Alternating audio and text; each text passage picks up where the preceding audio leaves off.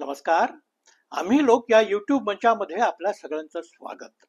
मित्रहो, नागपूरच्या प्रशांत कोराटकर या तथाकथित पत्रकारांनी छत्रपती शिवाजी महाराज आणि महावीर संभाजीराजे यांच्याबद्दल जी मुक्ताफळं उधळली, तो सारा प्रकार महाराष्ट्राला नवीन नाही.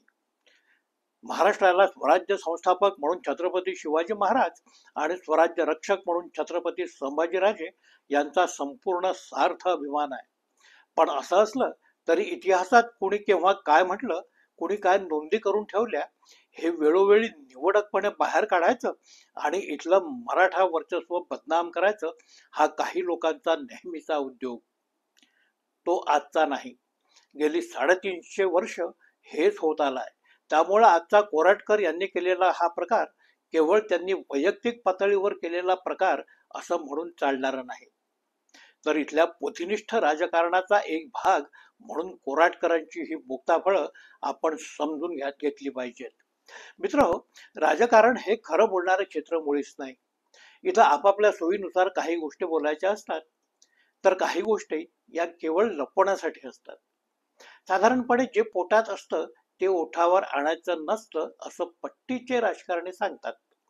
आता या पट्टीच्या राजकारणाचे अस्सल तज्ज्ञ कोण, ते तर आपण सगळेच जाणतो. खुद्द छत्रपती शिवाजी महाराजांच्या काळापासून हे बुद्धिभेदी राजकारण खेळलं जात आहे. होय, पण एक बाब निश्चितच आहे.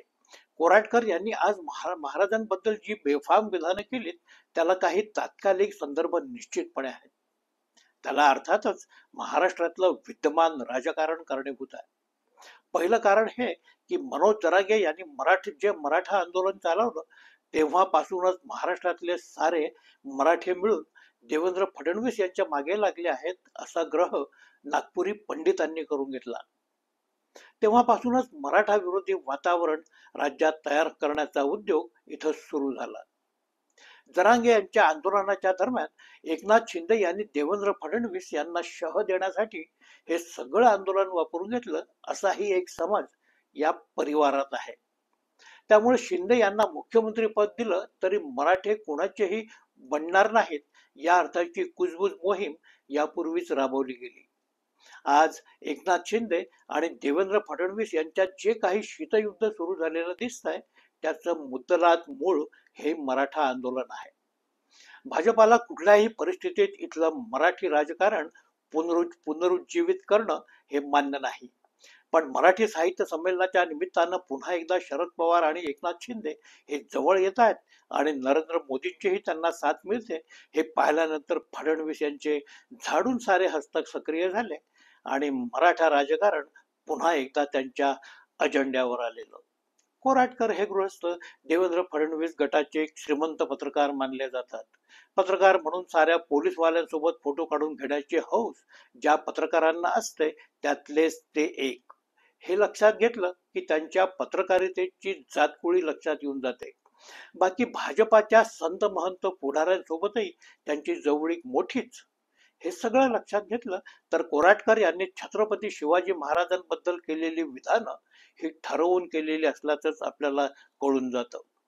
थोडक्यात हे राजकारण आहे आणि नागपुरी राजकारणाचाच कोराटकर हे एक अभिन्न भाग आहेत, हे देखील तेवढंच खरं. या प्रकरणातला सगळ्यात महत्वाचा प्रश्न असा की आपण ज्यांना इतिहास पुरुष मानतो, त्यांचं चारित्र्य हनन करण्याची या लोकांची हिंमत कशी काय होऊ शकते. कोराटकर यांनी आपले रेशीम बागेतले संबंध लपवून ठेवलेले नाहीत. येता जाता छत्रपती शिवाजी महाराजांबद्दल आपल्या मनात उत्कट प्रेम असल्याचं ही मंडळी नेहमी सांगतात. मुंबईच्या समुद्रात छत्रपती शिवाजी महाराजांचं भव्य स्मारक उभारण्याची घोषणा होऊन अनेक वर्ष झाली. ते अद्याप मार्गी लागलेलं नाही. त्या संदर्भात काही हालचाल झालीच तर ती 2028 मध्ये लोकसभा निवडणुकांच्या निमित्तानं होईल तर होईल. एरवी राज्यकर्त्यांना त्या स्मारकात मुळीच रस नाही, हे आता स्पष्टपणे दिसत आहे. आता पुन्हा नव्यानं देवेंद्र फडणवीस यांनी आग्र्यात छत्रपती शिवाजी महाराजांचं वर्ल्ड क्लास स्मारक निर्माण करण्याची घोषणा केली आहे. पण ज्या ठिकाणी शिवाजी महाराजांना डांबून ठेवण्यात आलेलं होतं, ती जागा आज उत्तर प्रदेश सरकारच्या ताब्यात आहे आणि हे सरकार योगी यांच्या ताब्यात आहे. योगी हा एक सर्किट योगायोग आहे. तो कुठल्याही क्षणाला कोणाशी कसा वागेल याची शाश्वती मुळीच नाही. त्यामुळे तिथल्या स्मारकाबद्दलच्या फडणवीस यांच्या घोषणेला व्यावहारिकदृष्ट्या फारसा अर्थ नाही. ती घोषणा म्हणजे पुन्हा एकदा आजमावलं जाणारं सिंबॉलिक राजकारण एवढंच. त्या स्मारकाचं जे होईल ते होईल, पण आज कोराटकर जे काही बोललेत त्यावर फडणवीस हे काही बोललेले नाहीत. अर्थातच कोराटकर प्रकरणात पोलीस आपली कारवाई करतील असं चोपड उत्तर आपल्याला आज राज्यकर्त्यांकडून मिळू शकेल. कोराटकरांच्या विधानावर समाजातून आज जी काही तीव्र प्रतिक्रिया उमटलेली आहे, त्यामुळे या प्रकरणात कारवाई तर सरकारला करावीच लागेल. पण जी काही कारवाई होईल ती केवळ खानापुरती सारखी. असे प्रकार पुन्हा घडू नयेत म्हणून खरं म्हणजे एक चांगला कडक कायदा व्हायला हवा. फडणवीस हे आज महाराष्ट्राचे सर्व सत्ताधीश आहेत.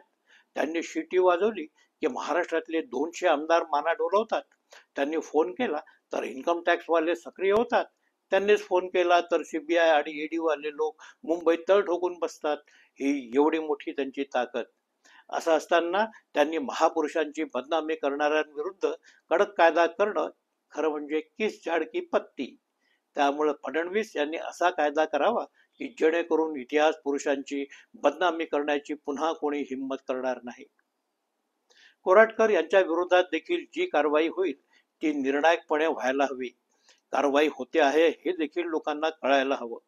बीडच्या घटनेमागे सध्या पोलीस ज्या कुरकुर्म गतीनं चाललेल्या आहेत त्यात फडणवीस यांचीच बदनामी अधिक होते आहे. आता कोराटकर प्रकरण हे तर खुद्द त्यांच्याच कार्यकर्त्यांचं त्यांच्याच मतदारसंघातलं प्रकरण. इथं ते चुकले तर त्याची जबर किंमत त्यांना चुकवावी लागेलच. असो मित्रहो, इतिहास आणि इतिहास पुरुष समजून घेण्यात आपली नेहमीच गल्लत होत असते. एक तर इतिहास हा अभ्यासाचा विषय असतो हेच आपल्याला मंजूर नाही.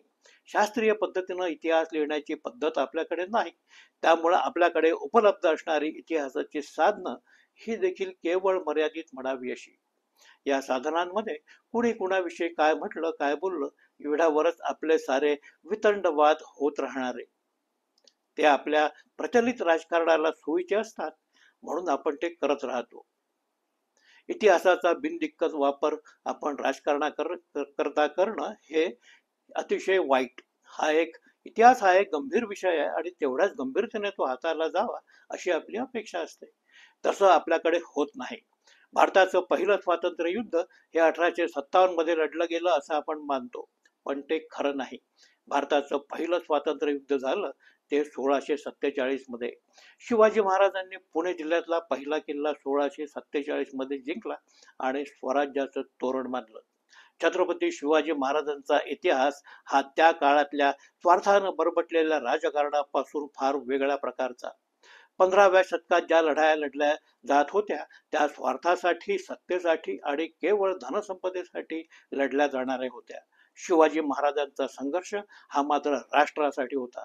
एवढ्या मोठ्या राष्ट्रावर एक जुलमी सत्ता क्रूरपणे राज्य करते त्या केंद्रीय सत्तेविरुद्ध त्यांचा संघर्ष होता. या केंद्रीय सत्तेला आव्हान देणारे एकमेव युगपुरुष म्हणून छत्रपती शिवाजी महाराजांकडे पाहिलं गेलं. हे खरं छत्रपतींचं वैशिष्ट्य.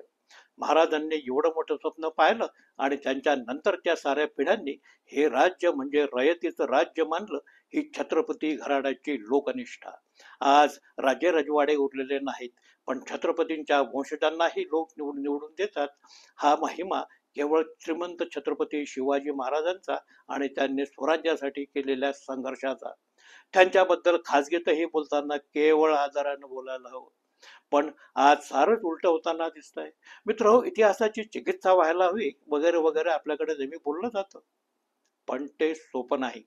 इतिहासाची चिकित्सा करण्याचं काम हे तुमचं आमचं नाही, ते केवळ अभ्यासकांचं. ते त्यांनी करावं. आजपर्यंत तसं होतही आलं, पण आता इतिहास व्हॉट्सअप विद्यापीठातला एक लोकप्रिय विषय बनलाय. कुणाही लुंग्या थुंग्यानं उठावं आणि इतिहासावर भाष्य करावं एवढा सोपा आणि लहान तो विषय नाही. इतिहासातून प्रेरणा घ्याव्या, मार्गदर्शक दस्तावेज म्हणून या विषयाकडे पाहावं आणि भविष्याची दिशा ठरवावी, हे खरं तर इतिहासाचं मुख्य प्रयोजन. हा इतिहास घडवणाऱ्या महापुरुषांविषयी कायम आदराची भावना ठेवणं ही तर इतिहास वाचनाची एक मूलभूत अट. आपल्या इतिहास पुरुषांचा सन्मान करण्याऐवजी आपण त्यांच्या प्रतिमा उद्ध्वस्त करत सुटलो तर आपल्या आयुष्यातून सारीच प्रतीकं निघून जातील.